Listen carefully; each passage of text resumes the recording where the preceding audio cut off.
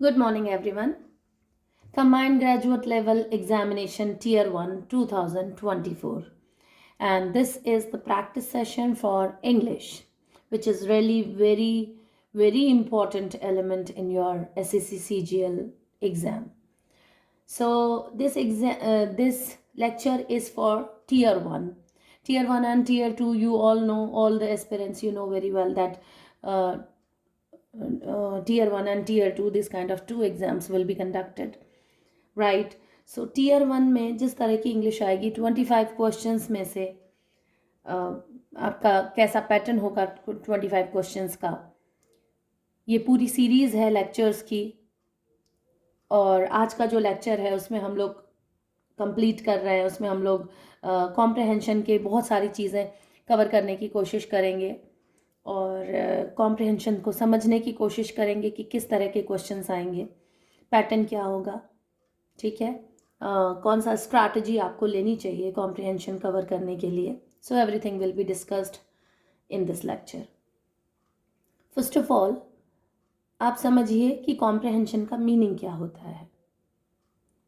सो comprehension basically एक passage आएगा आपके सामने पेपर में, राइट? वो पैसेज कुछ ना कुछ मीनिंग कन्वे कर रहा होगा। ऐसा बिना सेंस वाला कोई भी पैसेज नहीं आएगा आपके एग्जाम में।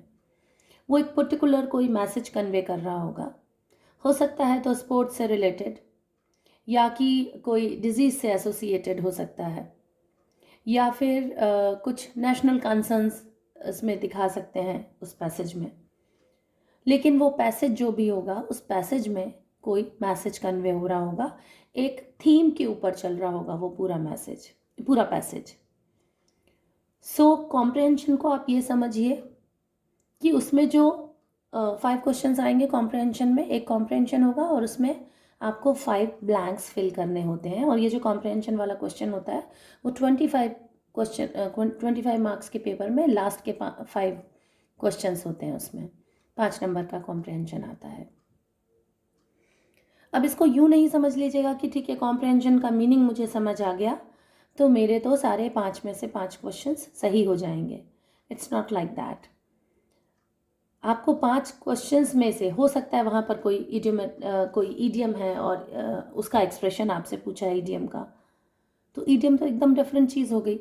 हाँ, लेकिन थोड़ी आपको यहाँ पर हेल्प मिल सकती है कॉम्प्रहेंशन का थीम समझने पर, ठीक है। तो हेल्प तो मिलेगी आपको इस सेंस में कि आपने कॉम्प्रहेंशन को समझ लिया है, लेकिन फिर भी पूरी तरीके से डिपेंड नहीं हो जाए कि मुझे मीनिंग समझ आ गया है या मैंने इसका हिंदी ट्रांसलेशन कर लिया है कॉम्प्रहेंशन का, नाउ तो I am able to complete to give all the answers correctly. This is not like that, right? तो कॉम्प्रहेंशन जब आप पढ़ें, ये क्वेश्चंस करने कैसे हैं आपको। अच्छा, 5 जो क्वेश्चंस आएंगे, हर बारी हर क्वेश्चन के शुरू में आपको सेम कॉम्प्रिहेंशन आपको दिया हुआ होगा। तो उस कॉम्प्रिहेंशन को, उस पैसेज को बार बार नहीं पढ़ना है, लेकिन फर्स्ट क्वेश्चन को अटैम्प्ट करते हुए जो 21 क्वेश्चन जो आएगा, टोटल 25 क्वेश्चंस होते हैं, उसमें से जो कॉम्प्रिहेंशन का क्वेश्चन होता है वो लास्ट में आता है और 21 से लेकर 25 क्वेश्चन तक होता है।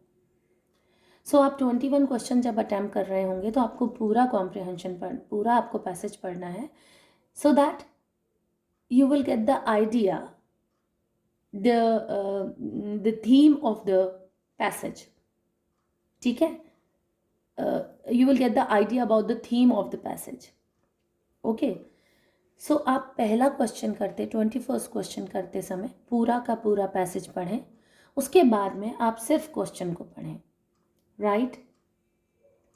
सो हेयर इट इज़, ये कॉम्प्रिहेंशन का क्वेश्चन है, ऐसा क्वेश्चन आएगा। I am reading this question for you. In the following passage, some words have been deleted. Read the passage carefully and select the most appropriate option to fill in the blank. ये जो passage है, इस passage में कुछ words deleted हैं, तो आपको पूरे केयरफुल होके पैसेज पढ़ना है और मोस्ट अप्रोप्रिएट ऑप्शन आपको ब्लैंक में भरने हैं। Look, this is the most the question says about the most appropriate option. तो हो सकता है कि दो ऑप्शन आपको ऐसा लगे कि नहीं ये दोनों ही हो सकते हैं, लेकिन उसमें मोस्ट अप्रोप्रिएट कौन सा होगा वो आपका आंसर होगा. So I'm reading this passage for you. If writers only dare to dare, a Suetonius or a Tacitus of the novel could exist. For the novel is the history of manners turned into a story and a play, as is history itself often enough. And there is no other than this, that one the novel cloaks its manners, the disguise of invented characters, while the other history names and addresses. Only the novel much deeper than history. यहाँ 5 blanks आए हैं आपके पास में, ठीक है. अब ये पूरा का पूरा एक पैसेज पढ़ने के बाद में आपको समझ में आ गया कि राइटर से रिलेटेड है कुछ, और कुछ हिस्ट्री और हिस्टोरियंस की बात की गई है. राइटर्स की बात हो रही है, यहाँ पर नॉवल की बात हो रही है, लिटरेचर से रिलेटेड है ये पैसेज. और कुछ हिस्टोरियंस वाली बात हो रही है, नॉवल लिखने के तरीके की बात हो रही है, तो थोड़ा सा आइडिया बनता है. लेकिन इस तरह के ये जो कॉम्प्रिहेंशन वाले क्वेश्चंस होते हैं इस पैसेज में वो आपसे ग्रामर भी पूछ लेगा, ईडियम्स भी पूछ लेगा, फ्रेजल वर्ब्स पूछ सकता है, एंटोनिम्स और सिनोनिम्स पूछ सकता है. राइट. तो क्वेश्चंस इस तरह के आएंगे. डोंट थिंक कि मैंने मीनिंग समझ लिया है तो मुझे पूरा का पूरा एक्सक्यूज मी, मुझे पूरा का पूरा जो आंसर है वो बन गया है. Not like that.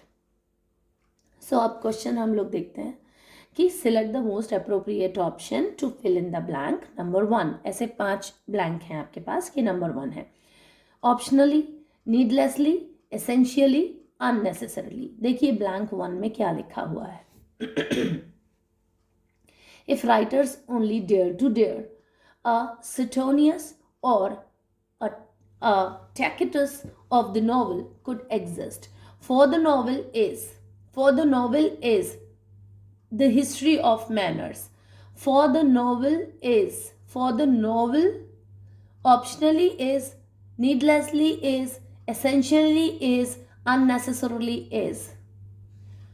For the novel is essentially the history of manners. For the novel is optionally the history of manner. For the novel is needlessly the history of manner. For the novel is essentially the history of manner. Look, फिर से देखिए इस sentence को. शुरुआत में ही लिखा है if writers only dare to dare, a Suetonius or a Tacitus of the novel could exist. For the novel is essentially the history of manners turned into a story and a play, as is history itself often enough. For the novel is essentially अब इनके सबके meaning देखिए आप. essentially मतलब बहुत ही मतलब ज़रूर ही ऐसा होगा. Optionally, needlessly, essentially, unnecessarily. पहली बात तो सबसे पहले आप इन चारों ऑप्शंस को एक बारी ध्यान से देखें. ऑप्शनली, ठीक है, नीडलेसली और अननेसेसरली ये थोड़े से नेगेटिव हैं. एसेंशियली मतलब ज़रूर ही ऐसा होगा. इनके मीनिंग देखिए एक बारी. Optionally, this suggests that sometimes is not required or mandatory, and if a task or feature is done optionally, it means it is left to one's choice or discretion. It's not obligatory. बहुत ज़रूरी नहीं है, ठीक है, आपकी choice के ऊपर छोड़ा हुआ है. ऑप्शनली 4 ऑप्शंस हैं तो आपके पास 4 चॉइसेस है ना. ऑप्शनली मतलब आपकी चॉइस है, कोई ऑब्लिगेटरी नहीं है, ये मैंडेटरी नहीं है. ये इसका मतलब होता है ऑप्शनली, कोई ज़रूरी नहीं है, ठीक है, optionally. Second, needlessly. This implies that an action is done without a valid reason or purpose. If something is done needlessly, it means it could have been avoided because it wasn't necessary or beneficial. Needlessly मतलब होता है कि कोई valid reason नहीं है, बस यूं ही फालतू में. नीडलेसली मतलब यूं ही फालतू का, राइट कोई वैलिड रीज़न या वैलिड पर्पस के बिना कोई काम करना, दैट इज नीडलेसली, है ना. तो नीडलेसली मतलब ये ऐसे ही फालतू में कोई काम करना. एसेंशियली ये पॉजिटिव वर्ड है इस सेंटेंस के लिए, इस ब्लैंक के लिए ये पॉजिटिव वर्ड है. This term indicates that something is fundamental, crucial और inherent to the nature of a thing. If something is done essentially, it means it is a core or indispensable aspect जिसको separate नहीं किया जा सकता, right मतलब बहुत ज़रूरी है, बहुत आवश्यक है, वही है essentially. मीन्स कुछ फंडामेंटल ज़रूरत है, एकदम एसेंशियली ये तो बहुत ज़रूरी है, ये काम ज़रूरी है, बहुत आवश्यक है, तो that is essentially. Unnecessarily similar to needlessly, unnecessarily फालतू का, यूं ही. This term suggest that something is done without a valid reason और requirement. If a task is done unnecessarily, it means it could have been omitted without any negative consequences और loss. Unnecessarily मतलब ऐसे ही बेकार में ही आपने ये काम कर दिया, तो मतलब विदाउट अ वैलिड रीज़न या रिक्वायरमेंट कि आपने कोई काम किया है, that is unnecessarily. So what does the meaning of essentially, एकदम ज़रूरी तौर पर. अब आप इस सेंटेंस को देखिए. If writers only dare to dare Suetonius और टैकिटस, ये जो सुटोनियस और टैकिटस हैं ये हिस्टोरियंस हैं, ठीक है, हिस्टोरियंस के नाम हैं ये रोमन पीपल हैं. Of the novel, right, of the novel could exist, for the novel is essentially the history of manners turned into a story and a play. अच्छा, यहाँ जो कॉम्प्रिहेंशन दिए हुए हैं उनका डिफिकल्टी लेवल ये है कि जो ब्लैंक आता है वो जो सेंटेंस है वो काफ़ी ही लंबा चौड़ा सेंटेंस होता है. तो वो सेंटेंस को अगर आपको समझ नहीं आ रहा है तो बिल्कुल इमीडिएट पार्ट ऑफ सेंटेंस आप पढ़ें. जैसे कि यहाँ समझने के लिए what should you read, you should read it for the novel is essentially the history of manners. तो जो नॉवेल है वो हिस्ट्री ऑफ मैनर्स होनी ही बहुत ज़रूरी है कि वो हिस्ट्री ऑफ मैनर्स हो. बिल्कुल सही बात है. सुटोनियस और टैकिटस ये दोनों ही हिस्टोरियंस हैं, तो यहाँ पर आएगा एसेंशियली. दूसरी चीज़ समझने के लिए ये एक स्मार्ट तरीका है चीज़ों को समझने के लिए. यहाँ आपके पास 4 ऑप्शंस हैं ऑप्शनली, जो कि कहता है कि ठीक है आपकी मर्जी है. नीडलेसली मतलब फालतू में, बेकार में, और अननेसेसरली मतलब फालतू में, बेकार में. ये तीनों ही चीज़ें ये कहते हैं कि ये तो यूं ही, लेकिन एक ऑप्शन है जो कहता है बहुत ही ज़रूरी है, और यही इसका राइट ऑप्शन है, राइट. तो आप इस तरीके से भी इसे देख सकते हैं और मीनिंग तो आपको समझना ही है. Okay, so going to the next question, and next question says, ऐसे ही आपको बार बार पैसेज दिया जाएगा और उसमें सेकंड ऑप्शन मिलेगा आपको. So again, what is the second blank. आप फर्स्ट सेंटेंस कंप्लीट करिए, उसके बाद में सेकंड ब्लैंक आ जाता है. And there is no other than this, and there is no other than this. 4 options हैं. No other difference than this, no other pragmatism than this, no other matter than this, no other sample than this. What should be the right option? Difference than this. No other. And there is no other difference than this, that the one, the novel clothes its manner. आप immediate part of sentence को देखिए तो आपको समझ में आ जाएगा. There is no other difference than this. यहाँ पर इसके अलावा कोई भी डिफरेंस नहीं है. Difference, there is no other difference than this, there is no other pragmatism than this, there is no other matter than this, there is no other sample than this. क्या आपको ठीक सेंटेंस लग रहा है? वो है डिफरेंस. मीनिंग देखिए इन सबके, सो आपको ज़्यादा अच्छे से समझ में आ जाएगा.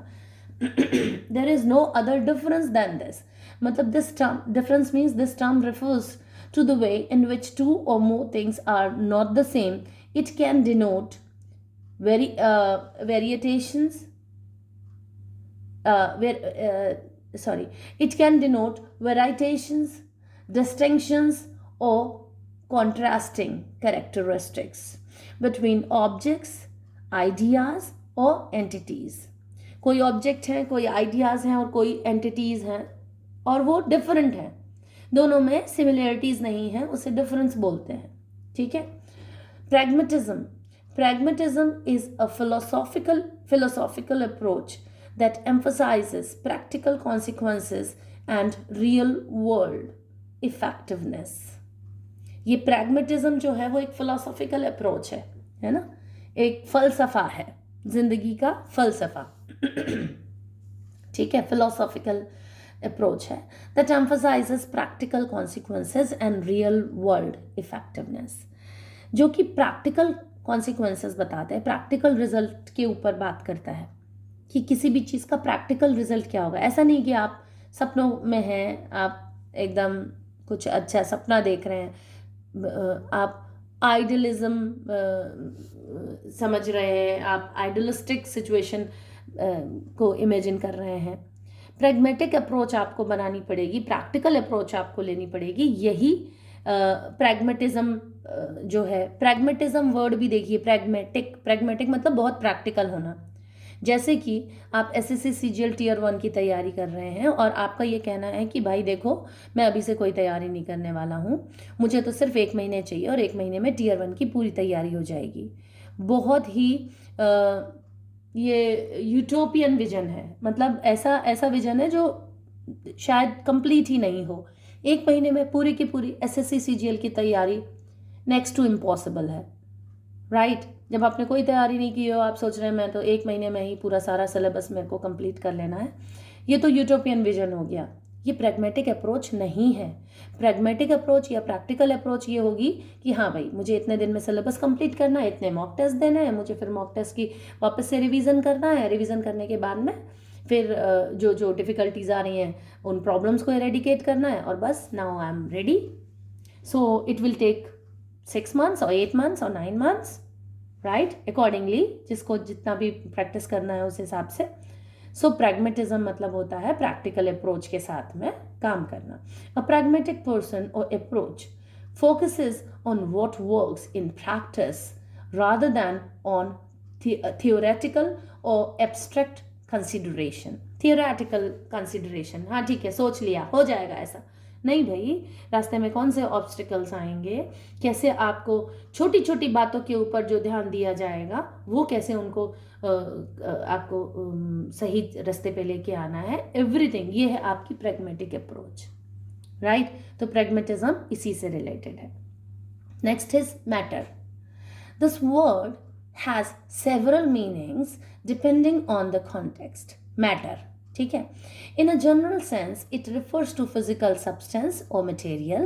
In philosophy, matter can refer to the substance or content of a particular kind.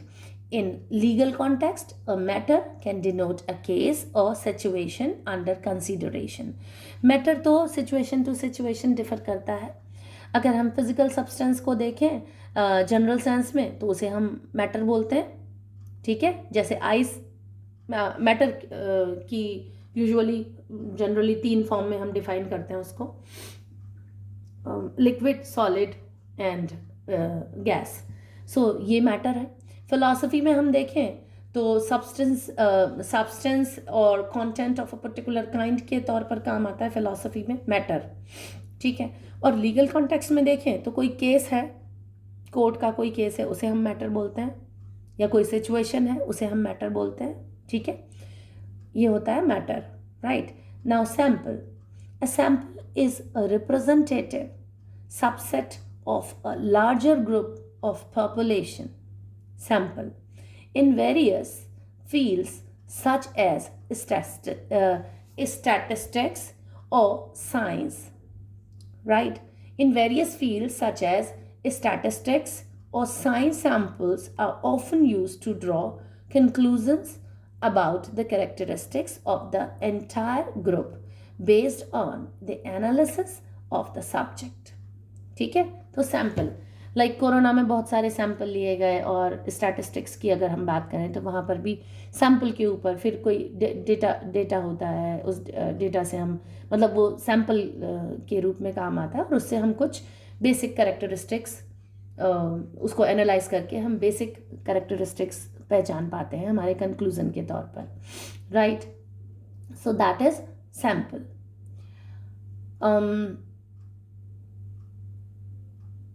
So these are the samples. अब अगर हम सेकेंड वाला ऑप्शन अगर हम देखें तो यहाँ पर इन 4 वर्ड्स में से क्या आएगा?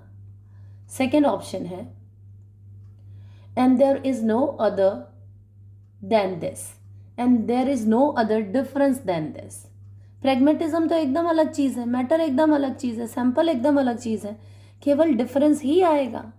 टियर 1 में इतना ज़्यादा डिफ़िकल्टी लेवल नहीं आएगा कि आप आसानी से नहीं समझ पाएँ। यहाँ ये तीनों वर्ड्स तो यूज़ ही नहीं हो पा रहे अगर आपको इनके मीनिंग पता है तो। So there is no other difference than this, और कोई डिफरेंस नहीं है। ठीक है, now going to the next question, that is question number 23, and it says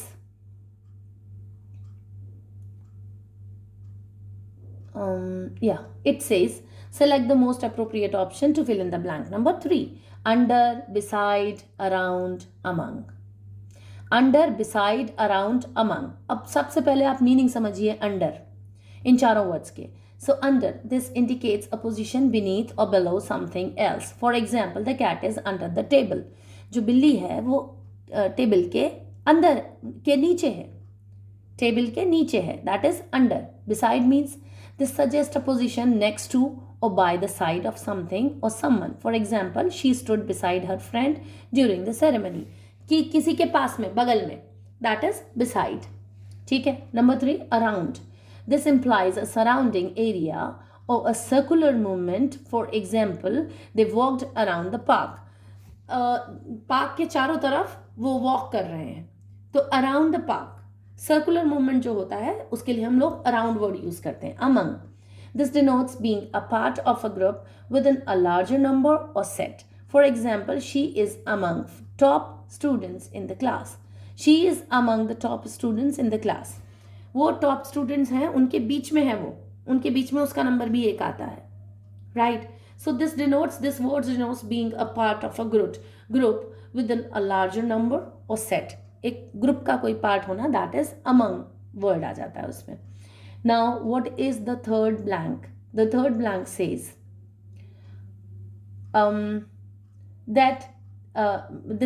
that this ये second blank पे खत्म हो गया. That the novel cloaks its manners. ठीक है, the disguise of invented characters. So the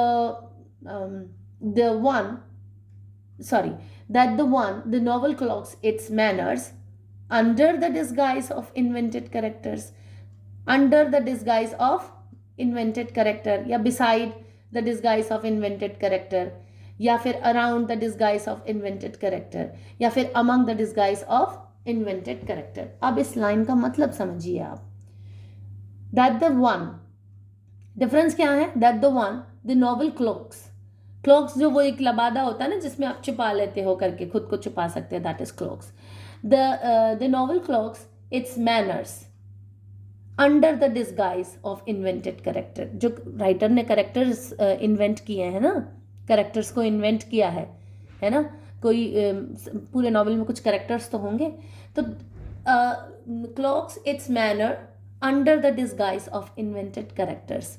disguise मतलब छुपा हुआ जो रहता है, तो जो इन्वेंटेड कैरेक्टर है उसके अंदर में छुपे हुए हैं. यहाँ पर जो अप्रोप्रिएट वर्ड आएगा वो आएगा अंडर, नॉट बिसाइड, किसी के बगल में नहीं, अराउंड मतलब चारों तरफ नहीं, अमंग मतलब उसके बीच में नहीं, यहाँ आएगा under, right.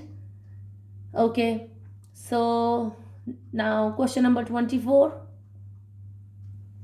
Select the most appropriate option to fill in the blank number 4. Now see the blank number 4. While the other history dash names and addresses. While the other history provides names and addresses. While the other history negates names and addresses, while the other history removes names and addresses, while the other history strangulates names and addresses. Right तो सबसे पहले इनके meaning देखिए आप. बिना meaning समझे, word का बिना मीनिंग समझे आप नहीं समझ पाएंगे कि क्या यहाँ पर अप्रोप्रिएट वर्ड होना चाहिए. सो मीनिंग देखते हैं इसके. Provides. This term indicates the action of giving or supplying something. If something provides a particular benefit or resource, it means it offers or furnishes that benefit or resource. Provide मतलब कुछ चीज provide कराना, कोई चीज देना, right? So this term indicates the action of giving or supplying something. कोई चीज supply करना, कोई चीज देना. Like क्या आप मुझे कुछ स्टडी मटेरियल प्रोवाइड करा सकते हैं? क्या आप मुझे कुछ स्टडी मटेरियल दे सकते हैं? So that is provide. Next word is negates. This word refers to the action of nullifying, denying, or making ineffective. If an action or statement negates something, it cancels it out or renders it void. Negates मतलब deny कर देना किसी चीज को और किसी चीज को इनइफेक्टिव बना देना, ये निगेट्स. और अगर कोई एक्शन है या स्टेटमेंट किसी चीज को निगेट्स करता है, मतलब उस चीज को कैंसिल कर दिया है. निगेट्स खत्म कर देना, कैंसिल कर देना, मना कर देना, दैट इज निगेट्स. रिमूव्स मतलब भी कुछ इसी तरह का मतलब होता है. This term means to take away or eliminate something. किसी चीज को दूर ले जाना या एलिमिनेट कर देना, खत्म कर देना, है ना, हटा देना. If an object or action removes a particular thing, it causes it to be no longer present. Remove कर दिया, मैसेज रिमूव कर दिया तो मैसेज खत्म हो गया, चला गया, वो हटा दिया message, right. So these are the things. Strangulates means this word is not as commonly used as the others, and it refers to the actions of strangling or causing to strangle. In a figurative sense, it can also mean to suppress or restrict severely, like strangling the life or growth out of something. Right? So यहाँ पर word आ रहा है स्ट्रैंगुलेट्स. इसका मतलब किसी की growth रोक देना और सेंस में भी आता है. यूजुअली तो हम इसको ज़्यादा यूज़ नहीं करते. स्ट्रैंगुलेट एक एक्शन आता है, स्ट्रैंगलिंग और कॉजिंग टू स्ट्रैंगल, किसी चीज़ को स्ट्रैंगल करना, एकदम से स्क्वीज कर देना, मतलब यूजुअली सांसें रोक देने के सेंस में भी आता है ये स्ट्रैंगल. ठीक है. कॉज टू डेथ भी हो सकता है ये strangle. Most of the case में कॉज टू डेथ हो जाता है ये. ठीक है. So in a figurative sense में it can also mean to suppress और रिस्ट्रिक्ट सीवियरली. किसी चीज़ को सप्रेस कर देना, स्ट्रैंगुलेट कर देना, स्ट्रैंगल करना बहुत ही सीवियरली, बहुत गंभीर रूप से किसी चीज़ को रिस्ट्रिक्ट करना या सप्रेस कर देना, उसके लिए भी ये वर्ड आता है स्ट्रैंगुलेट. ठीक है. अब थर्ड ऑप्शन देखिए आप, सॉरी फोर्थ क्या है? while the other history provides names and addresses, while the other history negates मतलब मना करती है हिस्ट्री, नहीं.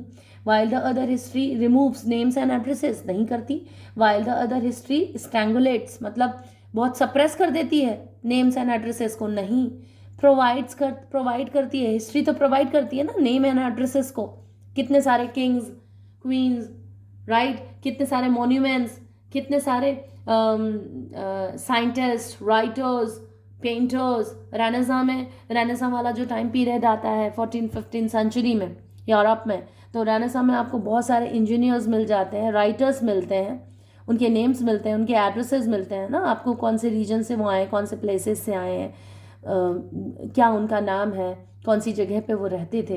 तो ये सब हिस्ट्री प्रोवाइड करती है. लियोनार्डो दा विंसी का नाम आप सुनते हो, माइकल एंजेलो का आप नाम सुनते हो, राइट. बहुत सारे राइटर्स हैं. मैकियावेली का आप नाम सुनते हो, बहुत बाद में आए हैं. और अगर रेनेसां को आगे आगे तक चलाते हैं तो न्यूटन का एक नाम आता है, हालांकि वो 16-17 सेंचुरी में आए हुए हैं, लेकिन हाँ रेनेसां का एक्सटेंडेड जो टाइम पीरियड है उसमें हम उसको इंक्लूड कर लेते हैं। तो हिस्ट्री तो ये सारी चीज़ें प्रोवाइड कराती है, राइट। सो हिस्ट्री उसको निगेट्स नहीं करती, रिमूव नहीं कर रही है, स्ट्रैंगुलेट नहीं कर रही है। History provides. यहाँ आप सेंस देखिए, लुक वर्ड्स या ये जो ब्लैंक है इन्हें फिल करते समय आप ये ज़रूर देखिए कि अब आपका पैसेज क्या कोई सेंस बना रहा है। अगर बना रहा है तो बिल्कुल आप वही ऑप्शन चूज कर सकते हैं। Look, while the other history provides names and addresses, only the novel much deeper than history, only the novel. अब आप फिफ्थ वाले का सेंस भी आप इसी तरीके से बना सकते हैं। ओनली द नॉवल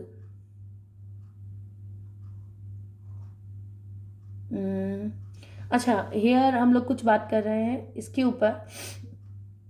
सुटोनियस और टैकिटस जो हैं, सुटोनियस गेयस ट्रैंक्विलस, ये एक नाम है एक हिस्टोरियन का। Suetonius was a Roman historian and biographer मतलब जो खुद ही बायोग्राफी अपनी जीवनी लिखते हैं। Who is best known for his work the 12 Caesars, De Vita Caesarum. ठीक है, रोमन राइटर हैं ये, रोमन हिस्टोरियन है और बायोग्राफर है।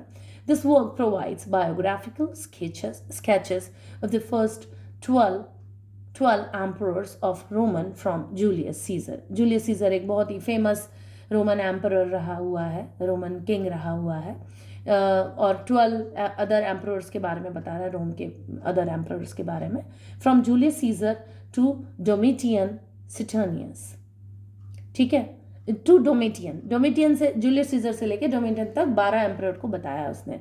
सिटोनियस approach is often anecdotal, anecdotal मतलब कोई इंसिडेंट्स के बारे में वो बताता है, इंसिडेंट्स दे के बताता है, including details about the personal lives and habits of the emperors. कोई घटनाएं उसने बताई हैं। एनेक्डोटल का मतलब ही ये है कि उसने घटनाओं के थ्रू करेक्टर को समझाया है, पर्सनल लाइफ्स बताई हैं और हैबिट्स बताई हैं। टैकिटस जो है तो टैकिटस कौन है? Publius Cornelius Tacitus. So Tacitus was another Roman historian and senator भी था। रोमन जो एम्पायर है उसमें सीनेट होती थी, सीनेट मतलब पार्लियामेंट।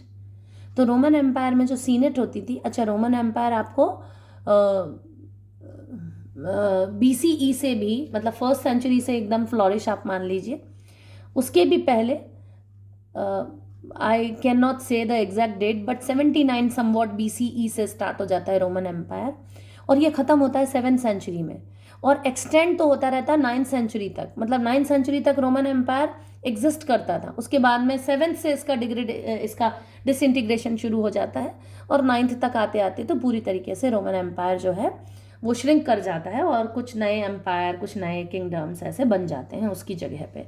तो ये जो रोमन एम्पायर था इसमें एक सीनेट होती थी, जो पार्लियामेंट जिसको बोलते हैं, वो सीनेट होती थी। तो ये जो टैकिटस है वो एक सीनेटर भी है और हिस्टोरियन भी है। He is known for his historical work that covered a broader range of topics. बहुत सारे टॉपिक्स पर उसने हिस्ट्री लिखी। His major works includes the Annals and the Histories, which cover the history of Roman Empire from death of Augustus to the year of the 4 emperors 69 AD. ठीक है, Augustus एक बहुत बड़ा एम्परर रहा यहाँ पर रोमन एम्पायर का। Tacitus is valued for his insight into the political and social aspect of Roman histories as well as his skillful narrative style. उसकी जो नरेटिव स्टाइल है, देखिए जब आपने एक ही इंसिडेंस 2-4 लोगों से सुना होगा, अच्छा ऐसा हो गया, पर कोई एक बंदा है जो वो ऐसे सुनाता है कि आपको इंटरेस्ट आता है इतनी अच्छी तरीके से, उसमें डेटा भी होगा, डिटेलिंग भी होगा, फैक्ट्स भी होगा, लैंग्वेज ऐसी होगी कि आपको सुनना अच्छा लगेगा कि बड़ी ही अच्छी तरीके से समझा रहे हैं। ऐसा ही स्टाइल था टैकिटस का, उसका जो नरेटिव स्टाइल था, उसका जो एकदम उसको इलस्ट्रेट करता था, वो अपना जो हिस्ट्री लिखता था, तो उसका नरेटिव स्टाइल था। ये दो हिस्टोरियंस हैं, as I have told you in the beginning of this lecture, ये दो हिस्टोरियंस हैं। अब हम लोग आते हैं क्वेश्चन नंबर 5 पे। तो क्वेश्चन नंबर 5 है, the novel much deeper than history. The novel bargains much deeper than history, या the novel listens much deeper than history, या the novel probes much deeper than history, या फिर novel imbibes much deeper than history। इनके meaning समझने होंगे, bargains, listens, probes और imbibes।